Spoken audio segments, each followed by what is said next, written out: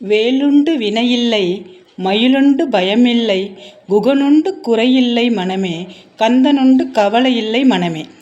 ஆறுபடை வீட்டினிலே ஆறுமுக வேலவனே ஆதரித்து என்னை ஆளும் ஐயனே. முருகா, இந்த பாட்டை கேட்கவே மனசுக்கு எவ்வளோ குளிர்ச்சியாக இருக்குது பாருங்கள்.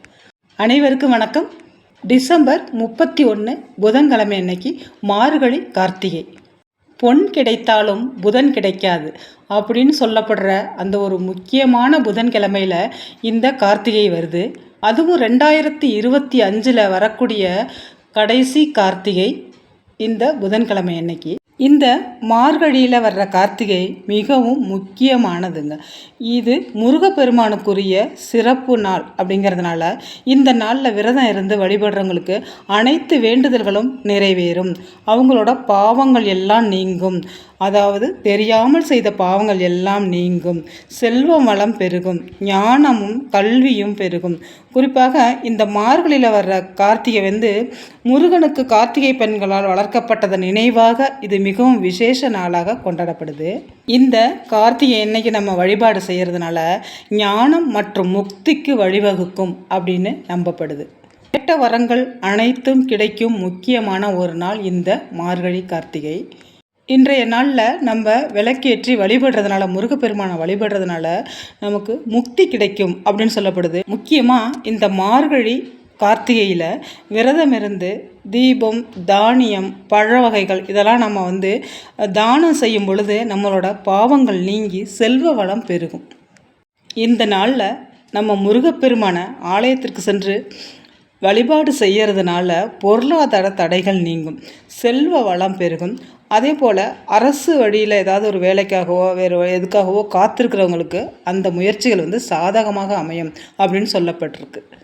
இந்த நாளில் நம்ம முருகப்பெருமானை வழிபடுறதுனால தைரியம் அதிகரிக்குமாங்க, அறிவு கூர்மை ஏற்படுமா, மனதிற்கு ஒரு உறுதி கிடைக்குமா, பாதுகாப்பு, அப்புறம் நல்ல ஒரு செழிப்பான வாழ்க்கை கிடைக்கும் அப்படின்னு நம்பப்படுது. இந்த நாளில் நம்ம நெல்லிக்கனியை தானம் செய்கிறது மிகவும் சிறப்பு. இந்த கார்த்திகை நன்னாளில் விரதம் இருந்து ஆலயத்திற்கு சென்று முருக பகவானுக்கு 2 நெய் தீபங்கள் ஏற்றி வழிபாடு செய்யும் பொழுது நம்மளோட ஆயுள் நீடிக்கும் அப்படின்னு சொல்லப்படுது. நல்ல வாழ்க்கை துணை, நல்ல மக்கட்பேறு, அப்புறம் நிம்மதி கிடைக்கும், சகல செல்வங்களும் கிடைக்கும், மேலும் ஆன்மீக உயர்வு, முக்தி போன்ற பலன்கள் கிடைக்கும் அப்படின்னு நம்பப்படுது. முக்கியமாக இந்த விரதம் இருக்கிறதுனால மனசுக்கு ஒரு தூய்மை கிடைக்கும். ஒவ்வொரு மாதமும் நம்ம கிருத்திகை நட்சத்திரத்தன்னைக்கு நம்ம விரதம் இருப்பது நமக்கு ரொம்ப நல்லது, நல்ல ஒரு பலன்களை தரும்.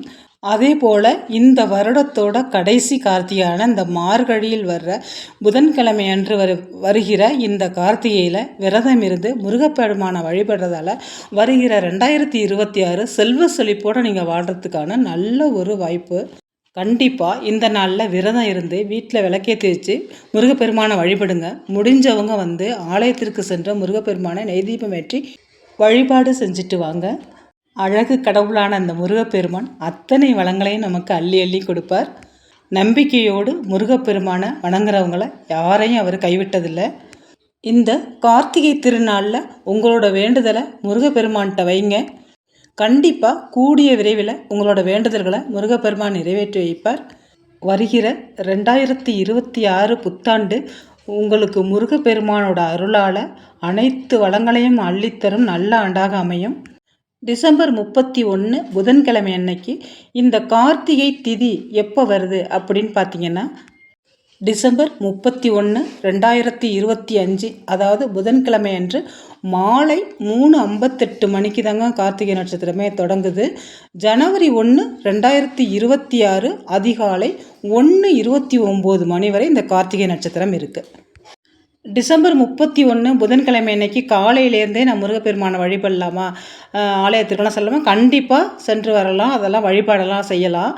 ஆனால் அந்த கார்த்திகை நட்சத்திரம் பிறந்த பிறகு நீங்கள் அர்ச்சனையோ நீங்கள் விளக்கு போகிறத செஞ்சிங்கனாக்கா ஒரு நல்ல வளமான வாழ்க்கை கிடைக்கும், உங்களுக்கு கூடுதலான பலன் கிடைக்கும். அந்த நட்சத்திரம் வந்த பிறகு நம்ம ஒரு இதை செய்யும் பொழுது நமக்கு கூடுதலான பலன் கிடைக்கும். இந்த முருகப்பெருமானுக்கு உரிய கார்த்திகை நாளில் கந்தர் அனுபூதி, கந்த சஷ்டி கவசம், கந்தர் அலங்காரம், இதுபோல் முருகனோட மந்திரத்தை உங்களால் எந்த அளவு முடியுமோ அந்த அளவு பாராயணம் செஞ்சுட்டு வாங்க. அன்றைய தினம் நீங்கள் முக்கியமாக சொல்ல வேண்டிய முருகனோட ஒரு மந்திரம், ஒரு வரி மந்திரம் தாங்க. இதை உங்களால் எத்தனை முறை முடியுமோ அத்தனை முறை சொல்லுங்கள். அந்த முருகப்பெருமானுக்குரிய முக்கியமான மந்திரம் ஓம் சரவண பவாய நமக. இது மட்டும்தாங்க.